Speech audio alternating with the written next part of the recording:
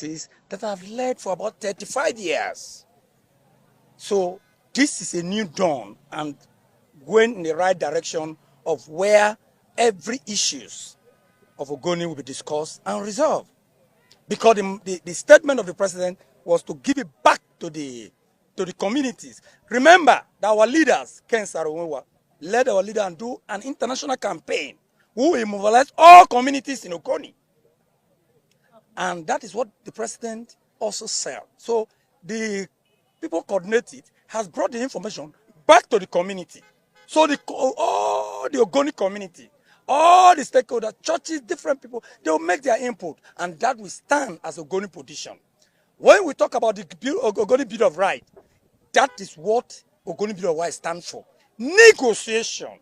That was the first demand, that the government of Nigeria should negotiate with the Ogoni people. You see, confidence building, in fact, as a Ogoni person, as somebody that has stand with the Ogoni people to say no to the genocide, to say no to oppression. There is, let me give you, look at the National Security Advisor, for instance, a man that has fight corruption. So when you see God giving a direction, and the president, if the president have handed over this negotiation to another person, the negotiation is supposed not to work. But he give it to somebody that the Ogoni people trust, the common man. He has trust of the common people. Then look at the governor of Rivers State, because these issues is to be coordinated with the government of Rivers State and the National Security Advisor. All of us in Ogoni know the interest of the governor, that is he care about the common Ogoni person. So the deal is well done. And I can tell you, we have issues. Yes, but those issues is something we put in black and white and give to the committee, and it will become an Ogoni position. Nobody will impose anything on Ogoni people. And the government of Nigeria, President Bola Tinubu, is not ready to impose anything on Ogoni people. That is why, in fact, no decision has been taken. And you can see the university that was signed is because of the meeting. Nobody can take the glory. The only person that can take the glory is God, the National Security Advisor, and the governor, and the president. Because if this meeting have not hold, that bill will not be signed. All of us know the stories about the bill. It's not today. He has been there from one senator to the other. And some of our professors make contribution to it. And what was why that university? Our idea from beginning was that the money for the Center of Excellence will be used to fund that university. So people don't understand. So it's part of the component of the Ogoni issue. Because Ken said our struggle is not violent. We're not violent people. So what you think is to write it so that no politician can hijack it. Because if you allow it and you do not come now and write what you think and give to the committee, then you can complain. So put your thinking. I will write my thinking. My community and other people, they will write all what they think. You can say anything you like. But me, I'm on the line of what the struggle and what Ken said. That is why even me being on the delegation, a lot of people don't like, a lot of people who are on the delegation don't like it. But Ogoni people was happy.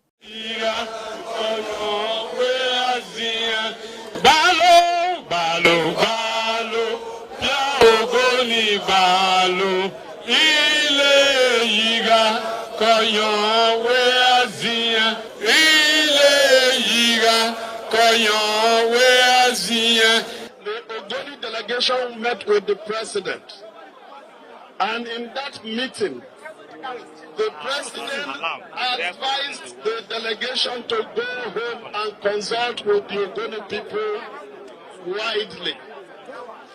And we got that. He emphasized that there had not been any negotiations yet.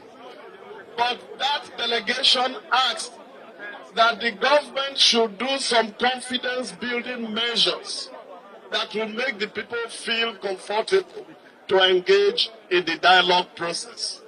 As a result of that, the federal government has made some responses for our request for confidence-building measures. Number one is the signing into law of the University of Environmental Technology.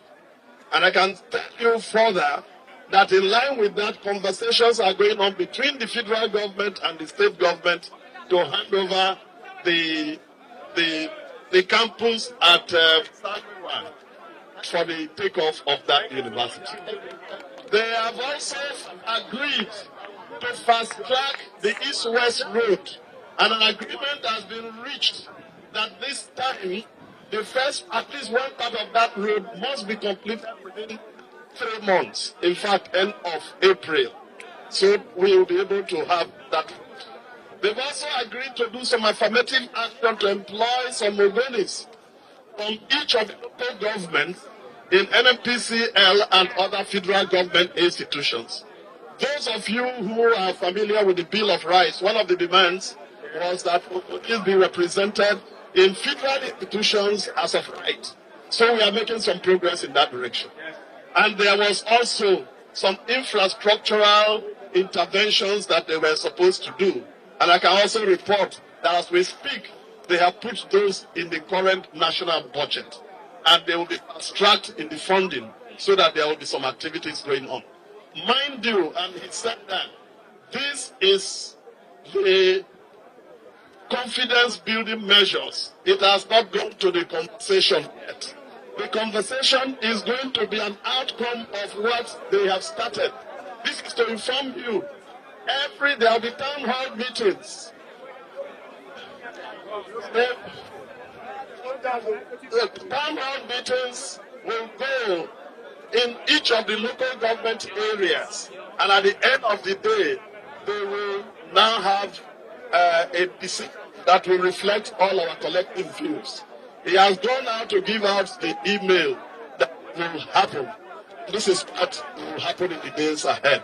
So at least you now have a view of what has happened, contrary to what some people are saying.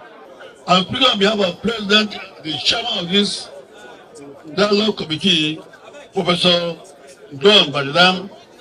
The secretary is by me here, Honorable Tom Jackson Moragi, and I'm the co-chairman.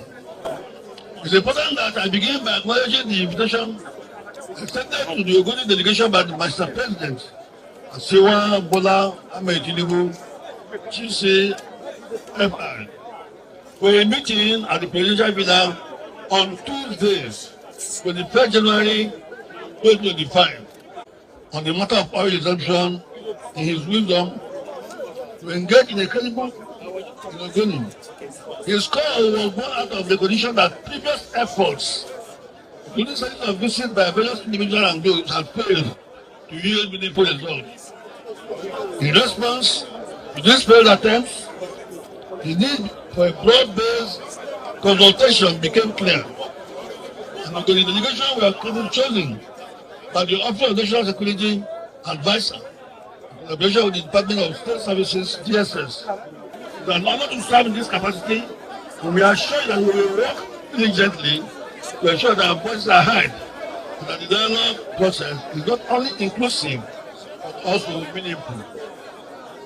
We are also grateful to the Governor of Rivers State, His Excellency Sir Sim Bubuda GSS address, who on Friday, 24th January 2025, at the Government House in Port Harcourt, has placed his full support for the dialogue process and its success. This lecture underscores the importance of state-level cooperation and involvement in a collective effort for a positive outcome. At our meeting with the President, the delegation wisely refrained from making any commitments at that point, as the ultimate decision of oil resumption lies with the people we present. Instead, we committed one of our most respected national rulers, His Royal Majesty Festus Magia, the Premier of the Kingdom, to respond on behalf of the delegation. We assured the President that we will conduct broad-based consultations with the people of Ogoni, and will return with a clear and unified position on the issue of oil resumption. In line with this, we also requested some confidence-building measures from the federal government, measures that will demonstrate its seriousness and commitment to the process.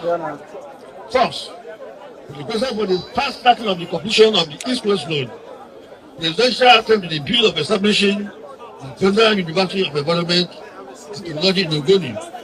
the creation of Ogoni State, by whatever name called, the innovation of secondary schools and hospitals in Ogoni, and affirmation action by granting special concession to Ogoni in the NLP share self-equipment. We are pleased to report that on Monday, 3rd February 2025, the President signed into law the Federal University of Environment and Technology in Ogoniland. This is a significant victory for our people. Additional efforts are underway to fast-track the completion of the East-West Road, particularly the section from Eleven Junction to Ogoni Junction. We have been assured of initiatives to employ Ogoni South and others, the NLPLC, and other related federal institutions. As we move forward with the dialogue process, we have planned a series of consultations designed to gather harmonized views of Ogoni people. These consultations, which will be announced in the days ahead, will involve critical stakeholders, such as our traditional rulers, religious leaders, women and youth groups, Mosop, Gakote, oil producing and host communities, the community of 13 community. Town hall meetings will also be held in the 4 local government areas of Ogoni to ensure that no voice goes unheard. For those who are unable to attend these engagements, there are set up channels for written submissions. The memoranda can be sent to our dedicated email address at gmail.com or to our offices located in Bori and Port Harcourt. Next week, our office will be ready by next week. Today, I call on every Ogoni person to set aside individual interests and come together for the collective good of our people. This dialogue is an opportunity for us to come to the table united and ensure that we secure a better future, not only for ourselves, but for our children and grandchildren. We believe this is God's time to right the wrongs that have long plagued Ogoniland. With faith in our hearts and determination in our actions, we will not spare any effort to ensure the success of this process. We must stay united, focused, vigilant, and selfless, for the outcome of this dialogue will shape the future of Ogoni for many years to come. So, whatever our leaders have said, especially the address by the Archbishop, and what our brother made the meeting and said, that the presidency, especially Mr. President, must be thanked very well, but also thank other our leaders from Ogoni the way we are doing.